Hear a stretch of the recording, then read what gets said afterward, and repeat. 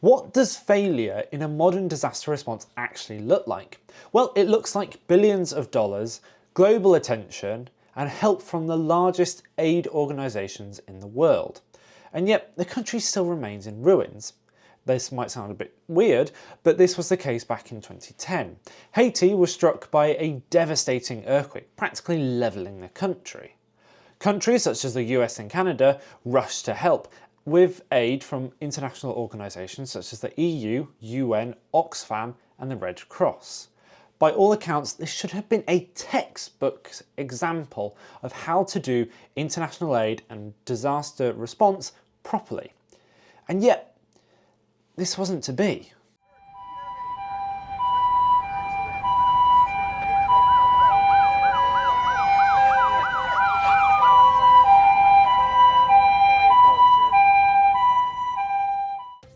The Republic of Haiti is situated in the Caribbean on the island of Hispaniola, which it shares with its neighbour, the Dominican Republic, to the east. Though these countries share the same geography, their economic and political situation has been worlds apart for many years. By 2009, Haiti stood in a pretty precarious state. You see, Haiti's GDP sat around $11.6 billion. That doesn't sound bad, but Haiti was ranked 126 out of 196 countries, GDP-wise. Unemployment was around 26%, and most people lived on less than $2 a day. What all these figures mean is basically there was widespread poverty, infrastructure was really poor, and communities were left vulnerable. It doesn't also help that there weren't any sort of building standards to do with seismicity and earthquake resistance. It also doesn't help that the government itself was really unstable and really under-resourced. Then at 4:53 PM on the 12th of January, a magnitude 7 earthquake struck 25 kilometers west of the capital, Port-au-Prince. The results from this earthquake were catastrophic. 220,000 people had died and 300,000 were left injured. Not to mention 1.5 million people were now left homeless. In response to this disaster, the world jumped into action. The United States sent over military personnel as well as money and any sort of aid it could give. Countries such as Canada, France and Brazil sent rescue teams to help with search operations. The UN mobilised its peacekeeping force and NGOs literally began to flood the country. Organisations such as the Red Cross, Save the Children and Oxfam. It was estimated at one point that there were roughly 10,000 NGOs in Haiti at one point in time, which is an insane number. More than $13 billion was pledged by the international community to help Haiti. That's enormous for a country who has a GDP of $11.6 billion. The disaster relief became a global spectacle, with benefit concerts, charity telethons, any celebrities urging donations, and government figureheads saying that they would help with rebuilding.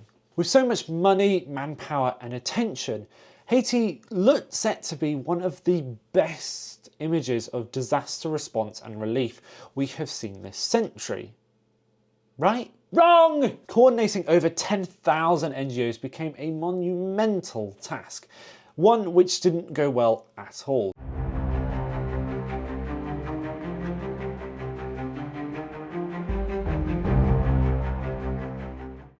This is all your fault, this is. My fault. Yes, your fault. What do you mean it's my fault? I haven't done anything. I'm trying to help people here, thank you. Your blooming supply trucks are stopping me from getting any of my supplies to where it's needed. Listen, I'm an NGO. I care about people's safety and well-being as much as anyone else.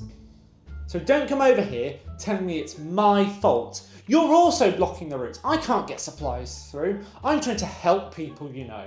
I have done nothing of the sort. I'm trying to help people at the end of the day. I'm the Red Cross, for crying out loud. Do you know who I am? Alright guys, let's just chill, you know, world peace and all, okay? I'm here as a peacekeeper at the end of the day. Oh, here we go.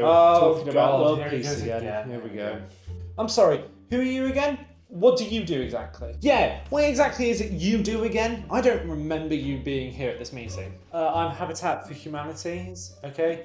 I build houses for people who haven't got them. Hey guys, listen, I've been around a while, okay? I know things about keeping the peace, okay? I'm the United Nations. Yeah, well, I can't yeah, build but any what about real absolutely houses ridiculous? because I hate all the you. kind of You're your blocking blocking my supplies. Hi guys, sorry to bother you. I know you guys are in a meeting, but are you guys gonna like come and help us?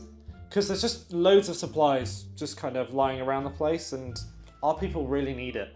Get out! We don't want you here! Get out of here! We don't want you here! Get out of here! The organisations just blatantly refuse to work together. Not only were they arguing with each other, but they were also having to compete for resources and attention as well.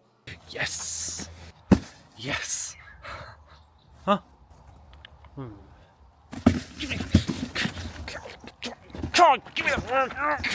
It also turned out that only 400 of the NGOs in Haiti were actually registered with the UN International and Humanitarian Affairs Office. The Haitian government, already fragile from years of instability, was predominantly sidelined during any sort of recovery operations. Roughly only 1% of the US aid actually made it to any sort of Haitian institution. You see, most of the money went to foreign contractors who charged really high and delivered really poor.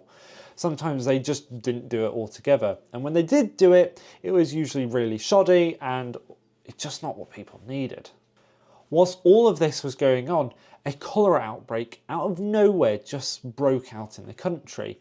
It would sadly claim the lives of 10,000 people. But rumours started to circulate over this, and it started to be speculated that it was actually the UN peacekeepers themselves that had brought the disease over.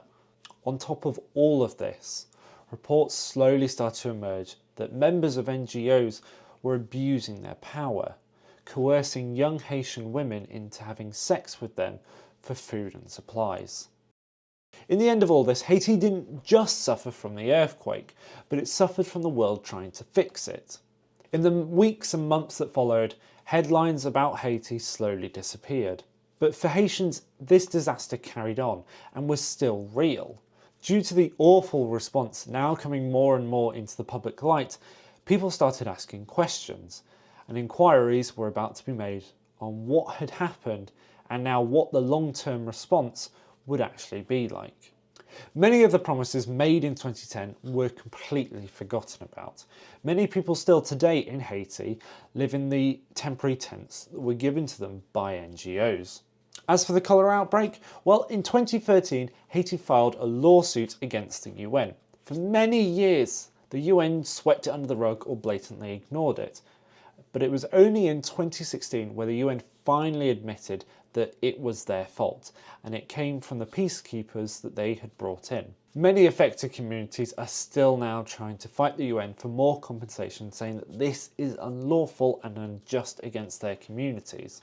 As for the reports of sexual exploitation and abuse of young Haitians, well, many organisations just walked away scot-free, even to this day. Oxfam, however, came under deep scrutiny. Later, Haiti would revoke the Oxfam's licence to work in their country for 2 months, later putting it to indefinitely. Haiti's earthquake is one of the most deadliest disasters in modern history, but it's not the reason why we remember it so much. It's because of what came after, about the exploitation, the disease outbreaks, the failures to live up to words and promises. If you really want to know what failure in a modern disaster response looks like, well, this is it.